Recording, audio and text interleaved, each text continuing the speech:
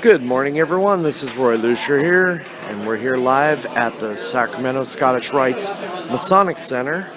Let me show you exactly what we got going on here. We got, this is where Angelina Love's going to be. This is where Marty Jannetty's going to be. And then we got over there where Leilani Kai is going to be. Tatevik the Gamer.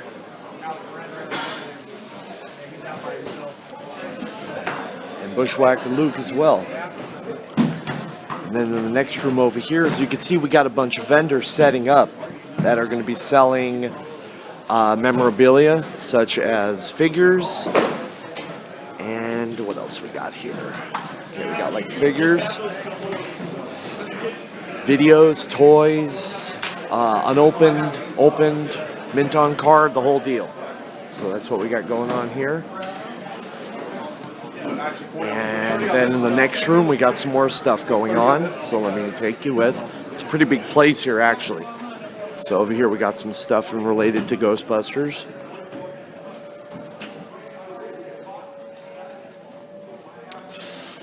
And then over here, we got where Sergeant Slaughter is going to be doing autographs and signing pictures and anything else.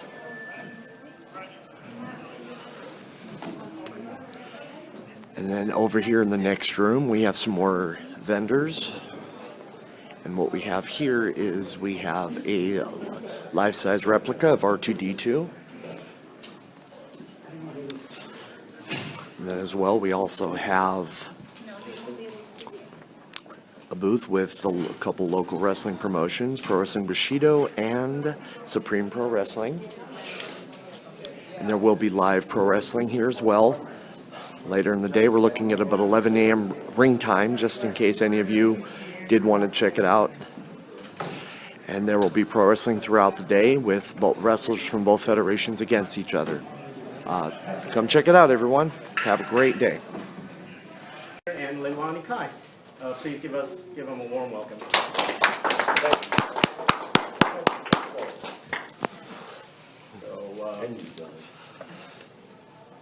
So if you have any questions, just ask away. How would you recommend somebody getting into your profession? Today, very hard. There's only 3 platforms. There's ROH, which is in the here, and there's TNA here, and there's WWF. And everybody around the world wants to get into business. Years ago, when we were in the 70s and 80s, there was territories. USA had 25, North America had 25 territories running 7 days a week. So, and they all carrying crews between 15 to 20 guys. Now there's only the WWE, and WWE have got scouts like NFL and the NBA and all that, traveling the world looking for athletes and that to put in their camp to train. And that, so, the world's to me, it's 1,000,000 to 1 to get in. It's very hard now for a person to get into the WWE, even TNA. TNA's got a camp in Louisville, and WWE have moved their camp from Tampa to Orlando. But they have people, people even from my country, they find athletes from there, and they bring them over, put them in the camp. The average person's time in the camp is around 24 months to 30 months before they put them out on SmackDown or Raw. If they do, a lot of them are there for 3 years, 4 years, and they send them home. So TNA is out of Kentucky? Kentucky's they're schoolers, they're on the road full-time offices in Nashville, Tennessee. But now their camp is WWE's first camp, Ohio Valley Wrestling. Really? Yeah. I didn't know that was Yeah, that's their camp now. And Al Snow is a few guys, people you know, that work for them. Eugene, he trains people there too, for TNA. So it's very hard there, sorry, we got, mislaid there a while, but it's very hard to get into the business today. And like any business, Hollywood or anything, it's who you know. That gives you a better door, step inside the door, you know, if you know somebody there. I hung around with the lady wrestlers. When I first wanted to get into it, I just started hanging around with them that come to the town I was at. I'd hang out with them and talk to them until they finally found me somewhere I can go to train. So I was lucky. I was lucky back in the 70s. It wasn't very easy back then. That's how I got into it. I wouldn't know personally how it would be possible to get into it now. Quick question for you, Leilani. I had some friends that wanted me to ask some questions for both of you, but I'll start with you since Luke just asked one. What are your favorite memories of working in Japan in the 70s and 80s? I didn't start till like late 70s. I've been in Japan 46 times, and I'd stay like 2 months at a time. I'd travel back and forth to Hawaii from Japan. My memories are that it was tough over there, and the girls, we all stuck together. We're like a family, and I did put the ring up, take the ring down, and I did that also in the evening times. I stayed in the same hotels as they did. Most of them were like in training. A lot of the girls over there started like 15, 16 years old because they finished school about 14 years old. So when I went over there, I just made myself part of their family, and I wasn't no more special than anybody else. So I trained along with them. I like the traveling. We stayed in like these very old-fashioned hotels, and we traveled to Bermuda, Hawaii. We went all over Japan. So I was just part of the family, and I was back and forth probably every 2 months. I go back for 2 months, and trained very hard every day with them, just like what they had to do, I did too. It was no different. So I really miss it. I really loved it up there. So I got most of my training. And back then, women's wrestling was really huge in Japan. It's not like that now, I guess, or maybe it still is a little bit, but not like what it was before. I remember going to Japan, and you go to these magazine stores, and they'd have all these women wrestling magazines and wrestling magazines. But now it's not as big. Is there a reason why it's not as big in Japan now? Or? Not as big in Yeah. Japan? Yeah, it seems like it was more popular back in the 80s there. I mean, it was pretty. I guess because the group that I worked for was probably the top one in the Okay. series. I don't think they exist anymore. They don't. So each and every one, probably some of the girls that were in that group probably started with their own group and trying to build it up. And I know that one, the guy that did the photographing for us in the magazines, he started his own group over there. And it's small, but it's starting to get bigger. And, but they have lots of wrestling over there, lots of groups. And it's not special anymore like it used to be when they had maybe one or two, just had all women Japan wrestling. They had Inoki, they had Bella. I think that was the only three that I knew of when I was over there, like in the 80s. And that was special. But now it's not special anymore because everybody's opening up their own thing and going against each other. So it's not as special. That's how I feel. I've been over there in probably 15 years. I went for the last time I went was for a group called Mid-Atlantic, and Luke was with me on it. And I think we went to Japan, but it's just not as special as it used to be. And it was a lot of fun back then too. I don't think I'd want to go now, but it was a big deal back then. And the girls they had during their intermission, they had their girls that would get up and do their singing. And it was a lot of fun. It was, and we got involved in a lot of activities and TVs.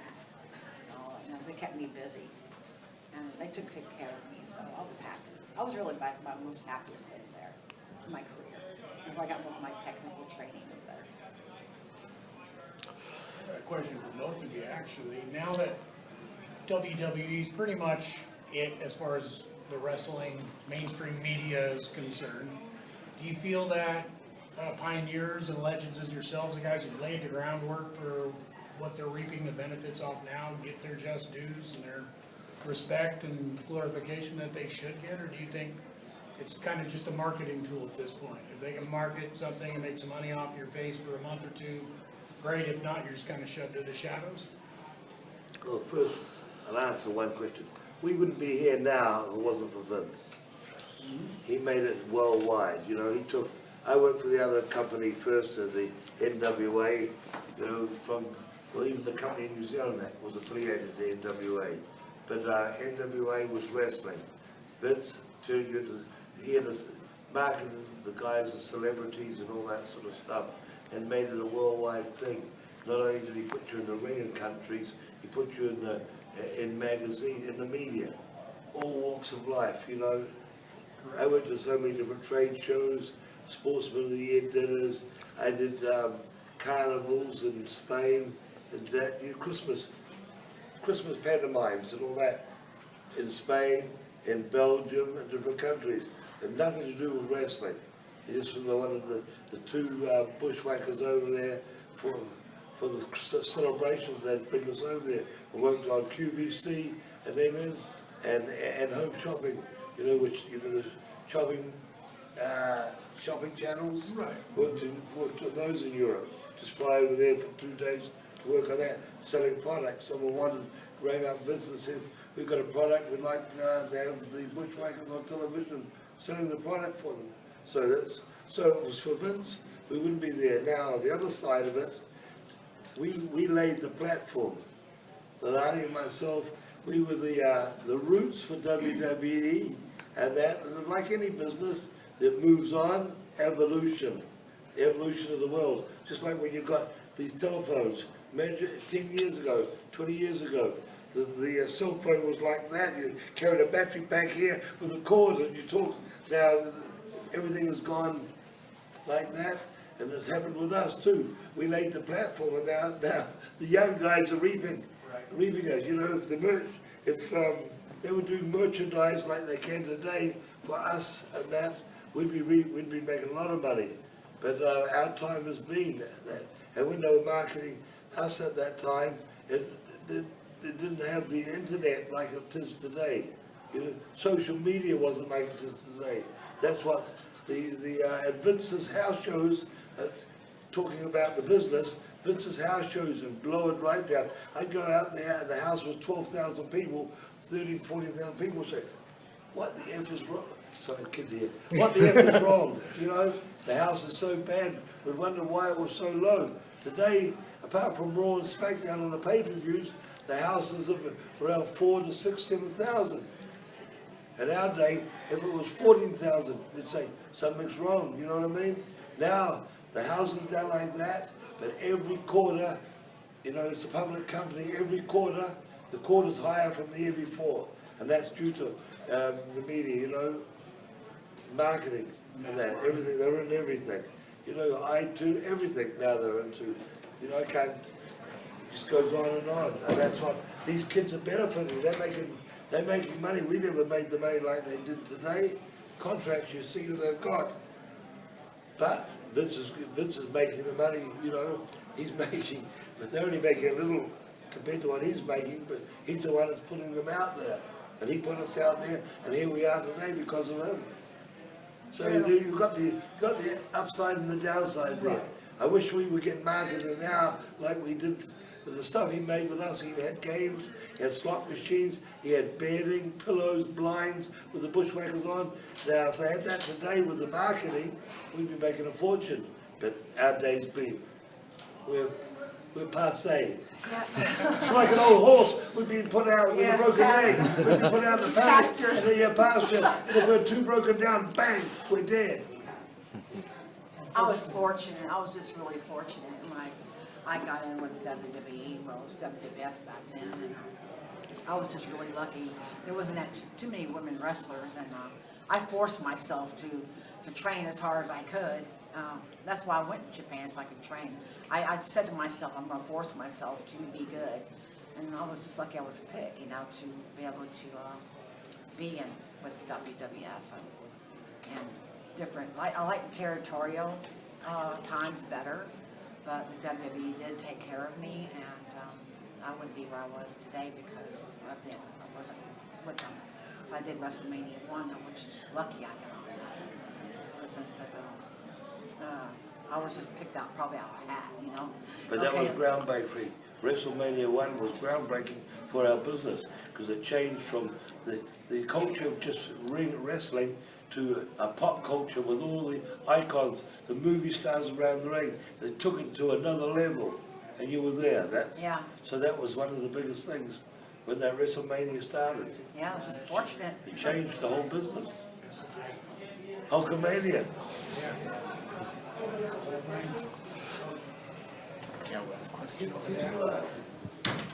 Could you talk a little about sort of the process of how your characters developed, how the story arc of your characters developed, and how that translates into when you actually go into the ring? Because from what I understand, it's not like you rehearse or, you know, like you go out there and you wrestle. You know what I mean? But there are elements of your character's story that are probably determined by the company, like, or, you know, how does that work? How that, well, we were around well before Vince as the sheep herders and that. Actually, we come over here as the Kiwis. Kiwis is the name for a New Zealander. Now it's a kiwi fruit, but I'm not a fruit. You know, actually that's a changing the subject. That was called a Chinese gooseberry, and they started selling in Japan, and then they changed the name to kiwi fruit.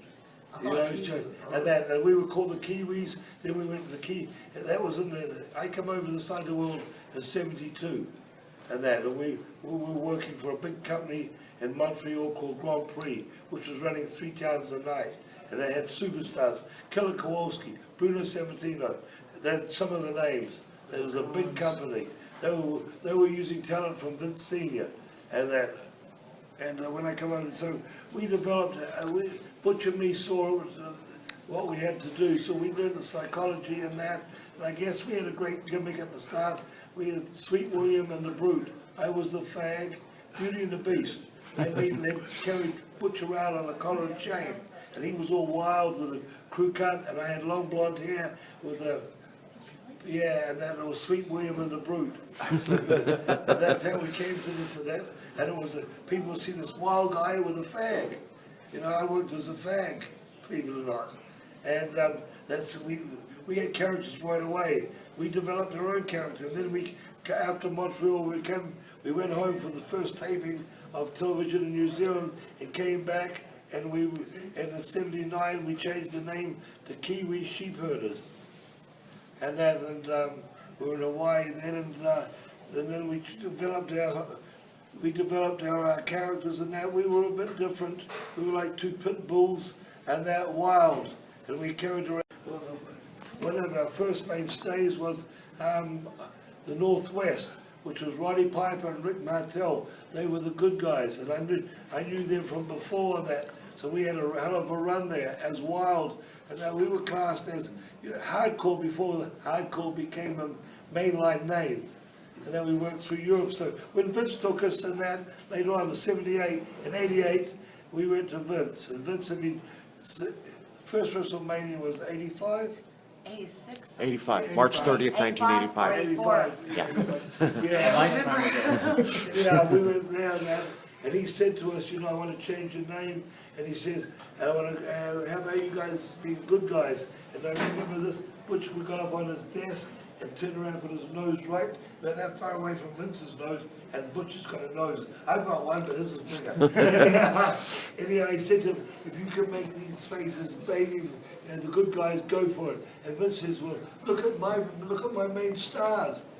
Hacksaw Jim Duggan, Hulk Hogan, Randy Savage. Look at their kisses, their faces.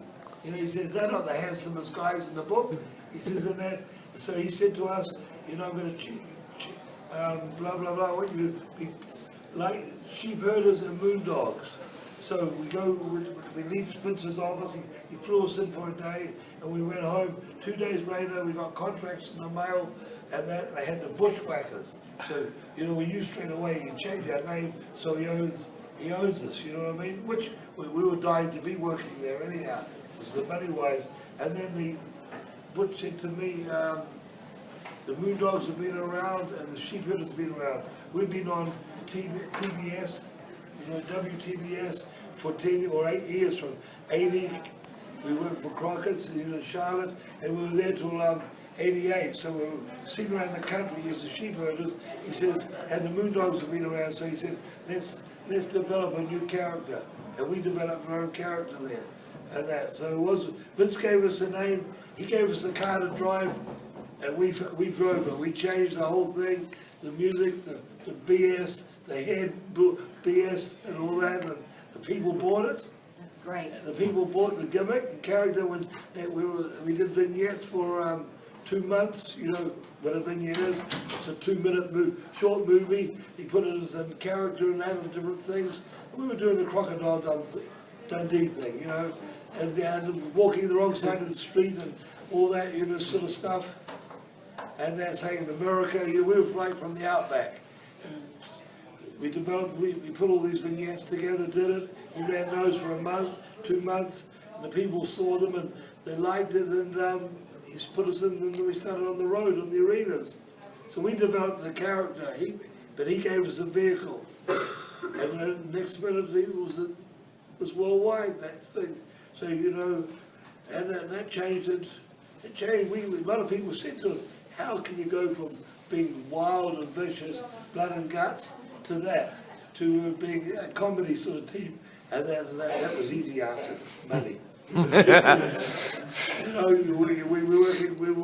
just shot an angle at a storyline with 2 guys in NWA, and we just shot that with Luger and Barry Windham. They were called the Twin Towers on TBS, and that was in the can to start running with, and that's when we got the phone call from Vince, and that was never started, We just we'd run with the Rock and Roll Express for about 3 months through the NWA territory.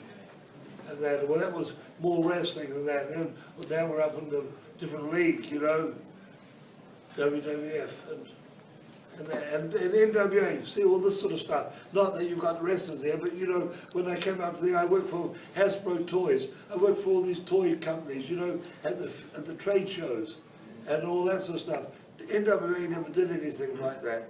They didn't merchandise people. Maybe you had a few T-shirts, but all of a sudden you've got pinball machines. You've got all the stuff. Vince got put us on all that sort of stuff. WrestleMania 1 was the one that opened that up. You know what I mean? And I started in Trump Plaza. I was 3 or 4. That was my first one for 4. 4, yeah. Well, I started in 88 for him, in the middle of 88. 89 was the first Mania. I started with his father, 1976, when I first started, and then I could see how Vince was starting to take over. Vince also did, he didn't just get things give to him on a silver platter. He did the rings. He put the rings up, took the rings down. He started from scratch from his dad's company. As far as like my gimmick, it was given to me by the Fabulous Moolah. She gave me Leilani Kai. She thought that I could throw that role model around, and that's what I did. But when it came to, Vince likes to be the creator of something. If you're the creator of something, you're going to make money with it. You are. And he did the creation of the Glamour Girls. It was actually Jimmy Hart's idea, but Vince, we had a meeting, and he said, I'm going to go for it, and this is what you're going to do, and this is how you're going to do it, and it's going to be mine, and it was, and that's when I made my biggest money, and that's why I had the most fun. It was hard, but I had the most fun. But I worked for them for a long time, probably until like 99.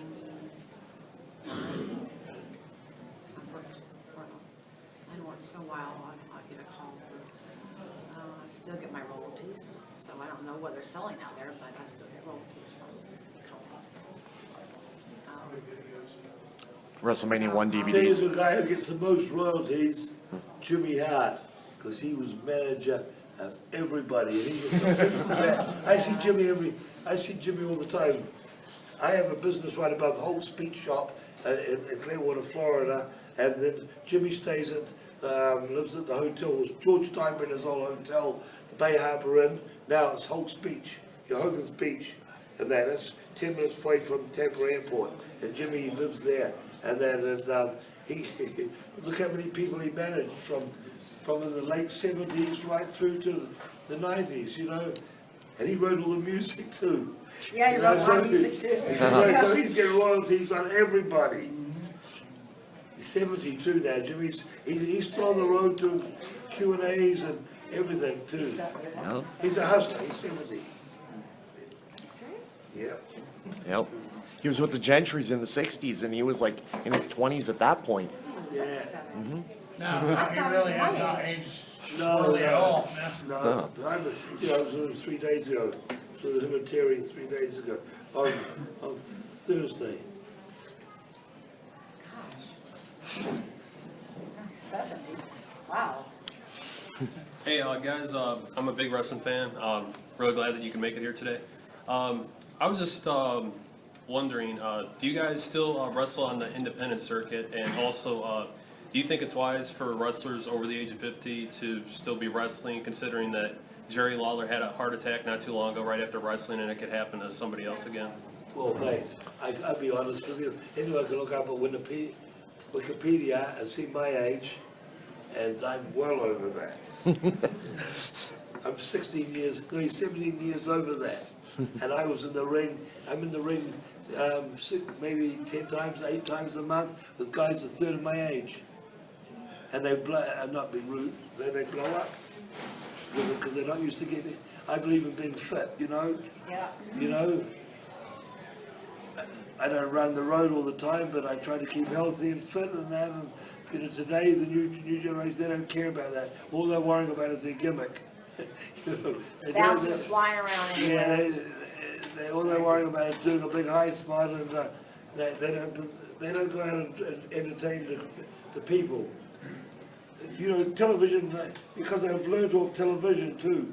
A lot of people haven't gone to school, and television today is one stunt after another, it's called a high spot, but one stunt after another stunt, because the gentleman, whoever's watching, has got a clicker in their hand, a remote control, and if it's boring, they click onto another show. Now, house shows, when you do house shows like in the indie shows, you have to get the people involved, so it's a different thing, you know. You don't have to do big stunt after stunt after stunt. You try to get there's the good guy and the bad guy, cowboys and Indians. I've worked a couple of times in 8 years. If they ask me to do one, I know how to take care of myself. In the ring, I'm gonna have control of it, so it's not hard. You know, I know how to breathe in the ring. I know what to do. I got one coming up at the end of the month that I went ahead and took. It's called Syndicate Wrestling up in New Jersey. A big company too, it's doing very good. They have a lot of senior talent, or senior like us, agents, and they have a lot of great young talent, and they have big crowds there. They do great shows. Yeah, but I'm in control. When I get in the ring, I'm in control. I'm gonna do as I want to do. Somebody's gonna tell me what to do. I do how I want to do it. I'm the veteran here, so I'm not afraid of blowing up or getting hurt or anything. I'll take care of myself. I mean, do you feel like there's a cutoff age or anything for people, or no? I don't know. I kind of like quit like 8 years ago, like getting in the ring, and I was into other things, but I kind of got back into it a couple of years ago, just like doing signings or appearances. And I've been asked so many times to get back in the ring, but I think that's because it's for folks back in our days that just wish that again, like it used to be. Some like it to be the way it used to be, and they want to see that again. So, but if I do, it won't be like I used to. I'm not going to fly around and bounce around like I used to, but I can get up there and I can entertain. So On that point too, I was out of the ring. I've been behind the wrestling scene for a long time, not in WWF, but before that I was I don't know whether you know what a booker is, coordinator, talent coordinator, booker, writing TV and all that. I started doing that in 1983 for Joe Blanchard, Tony Blanchard's father, Southwest Wrestling.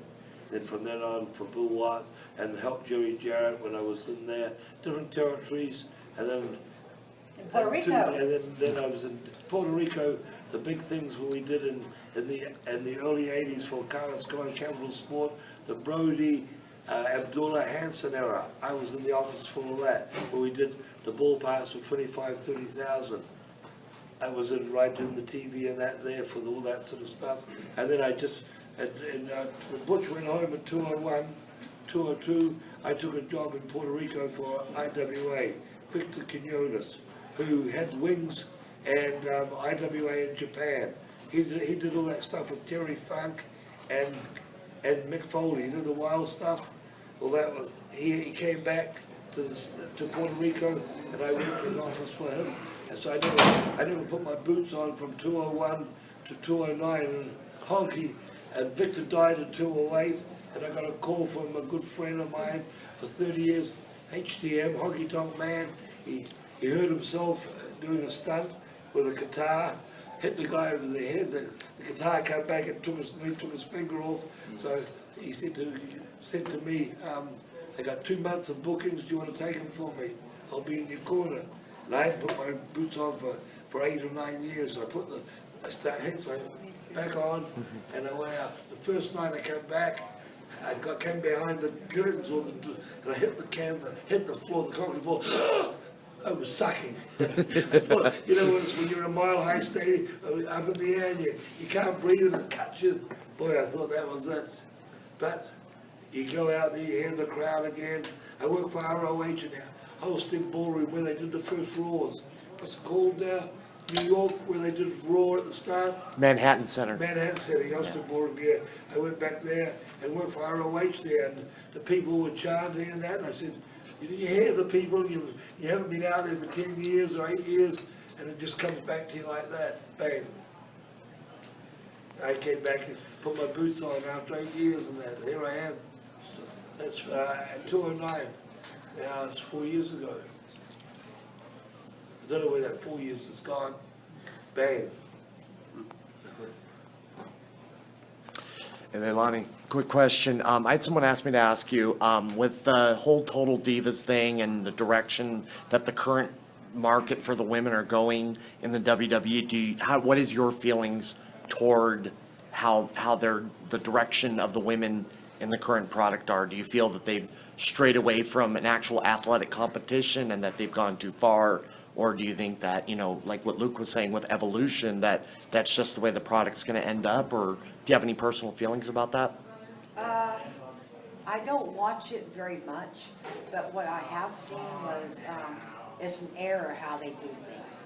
They'll have women out there that are actually doing some wrestling, and then another era comes along, and they just do like their calendars and divas. But I've seen where they've had their era where they had the girls actually working in the ring, and then they go into another era, of the TNA type matches. But, go ahead. No, I was going to say, we've got an exception. One of the girls out here today with us is an exception.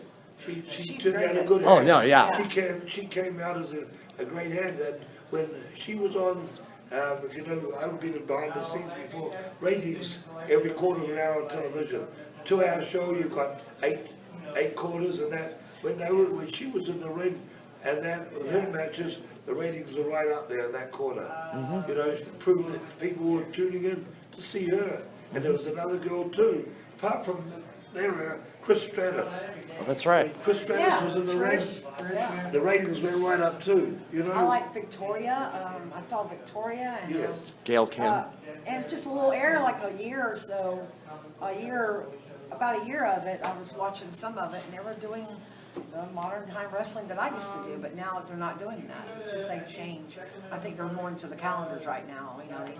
But those two girls you just mentioned, they can grab, Yes. but they can move around in the Yeah. ring.